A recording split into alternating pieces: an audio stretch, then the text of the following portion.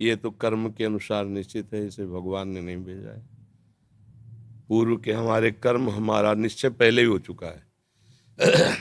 भगवान की तरफ से मानव देह केवल भगवत प्राप्ति के लिए मिला है।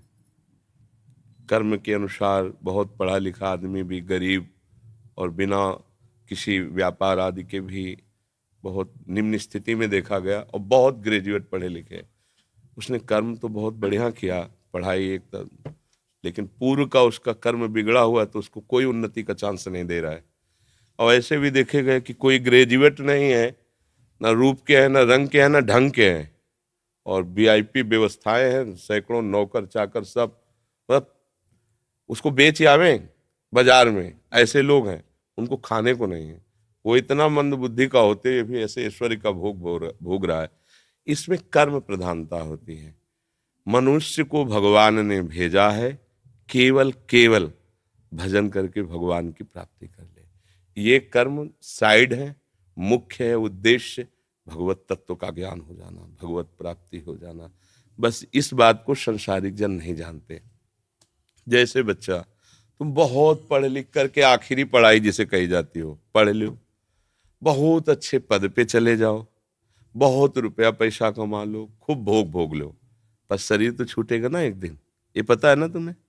शरीर छूटेगा ना। जब छूटेगा तो फिर नया जन्म होगा, फिर तुम्हें नए से पढ़ना पड़ेगा, का खा गा घांगा, सारी पढ़ाई बेकार, फिर नए से रुपया कमाना पड़ेगा, फिर नए से सुख सामग्री एकत्रित करनी पड़ेगी, फिर भोगो, फिर मरो, फिर नए से फिर शुरू। ये एक बार नहीं हुआ, करोड़ों बार हो गया है। अभी पहली बार थोड़ी आप आए हो, करोड़ों बार आज। अब की बार हमको ऐसा पढ़ाई पढ़नी है कि जहां से रुके वहीं से शुरू हो। वो है भजन। 100 बार राधा राधा बोला है और शरीर छूट जाएगा तो 99 पॉइंट से नहीं चलोगे, फिर 100 के ऊपर 1 2 3 100 प्लस, नीचे नहीं उतरना पड़ेगा। अगर आपको थोड़ा ज्ञान हुआ है तो मरने के बाद जब दूसरा जन्म होगा उसी ज्ञान से, तभी देखा जाता बालक होते हुए बड़ी बड़ी भागवतिक बुद्धि, उसका पूरा खजाना जमा है। बच्चा, जीवन का लाभ है कि राधा राधा बोलो और मन में रखो कि प्रभु मुझे ऐसा ज्ञान दो जिससे मैं आपको प्राप्त कर सकूं, और आपके इस सृष्टि में जो कर्म के अनुसार मुझे सेवा मिले उसे आपकी सेवा मान करके करूं। बस भगवान किसी को सुख या दुख कभी नहीं देते। आप सोचो, यहीं से हम तुम्हें उदाहरण देते हैं। हमारे देश के प्रधानमंत्री का उद्देश्य क्या है? मेरा पूरा भारत सुखी रहे। कोई भी बैठे उस पद पे, हम नाम किसी का संबोधन करके नहीं, उस पद का भाव क्या है? पिता की तरह पूरे देश की प्रजा का हित करना, पालन करना। अब उसी उसी पद से बनाए हुए कानून में फांसी की भी सजा है,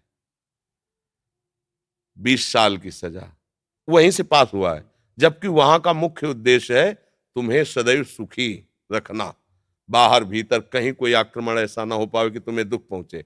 पर तुमने ऐसे कर्म कर दिए कि संविधान आपको बख्शेगा नहीं।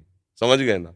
ऐसे ही हमारे भगवान कभी किसी को, वो तो नॉर्मल उदाहरण, कहाँ एक प्रकृति के अंश शरीर में फंसा हुआ जीव कोई भी हो, और कहाँ समस्त प्रकृति का ईश्वर परमात्मा, ये कृति है, उसकी रचना है। कोई भी रचना होती तो रचनाकार तो होता ही ना, इसको कहते हैं कृति, प्रकृति, तो इसका रचनाकार ईश्वर। वो इतना दयालु है, इतना दयालु है कि वो किसी को भी कष्ट नहीं दे सकते कभी भी। अब हम ऐसे कर्म कर बैठते हैं कि संविधान लागू हो जाता है। जैसे भारत का कानून संविधान है, आप अभी कुछ गलत कार्य करो तो आपको दंड मिलेगा। अगर आप 18 के नीचे हो तो दूसरा हिसाब है, ऊपर हो तो उसका दूसरा हिसाब किताब है। तो यद्यपि हमारे देश का राजा नहीं चाहता कि आपको कष्ट मिले, पर आपने कर्म ऐसे कर लिए कि अब आपको भोगना पड़ेगा। मतलब वही आपके सपोर्ट में खड़ा है और वही आपके पतन में सिद्धांत की रचना की है।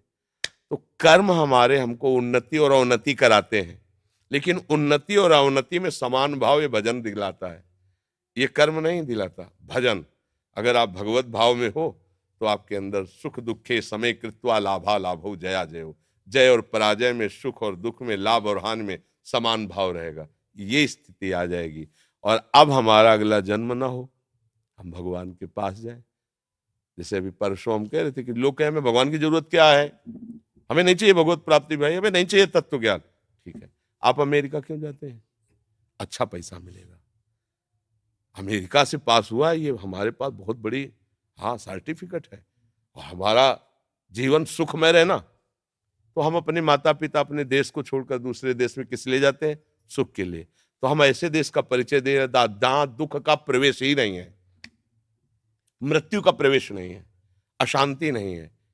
बोलो कितना सुख होगा जब मरने का भय नहीं। अभी आप कुछ भी करो मरने का भय लगा है, सुंदर सुंदर सब कुछ मिला है लेकिन सब छूट जाएगा, हम मर जाएंगे।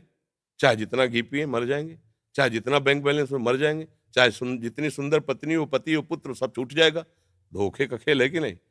ऐसा एक देश है भगवान का धाम, जहाँ प्रिया जो लाल जो विराजमान, वहां न मरना है न बिछुड़ना है न कमाया है न परिवर्तन है, चिदानंद धाम। तो भैया सुख के लिए जैसे हम विदेश जाने की तैयारी करते हैं, ऐसे महासुख के लिए हम निकुंज देश जाने की तैयारी करें। वृंदावन धाम चिदानंद, भाई रामोपासक है अवध धाम साकेतपुरी, शिव उपासक है कैलाश धाम। भगवान अपने धाम में बुलाकर जीव को कृतकृत्य कर देते हैं। इसलिए बच्चा पढ़ो लिखो, कर्म के अनुसार जो उन्नति अवनति मिले उसमें समान भाव रखते हुए नाम जप करो तो जीवन का लाभ मिल जाएगा। अभी बच्चे हो शायद हमारी बात ना समझ पा रहे हो, कुछ तो समझ में आती होगी जी।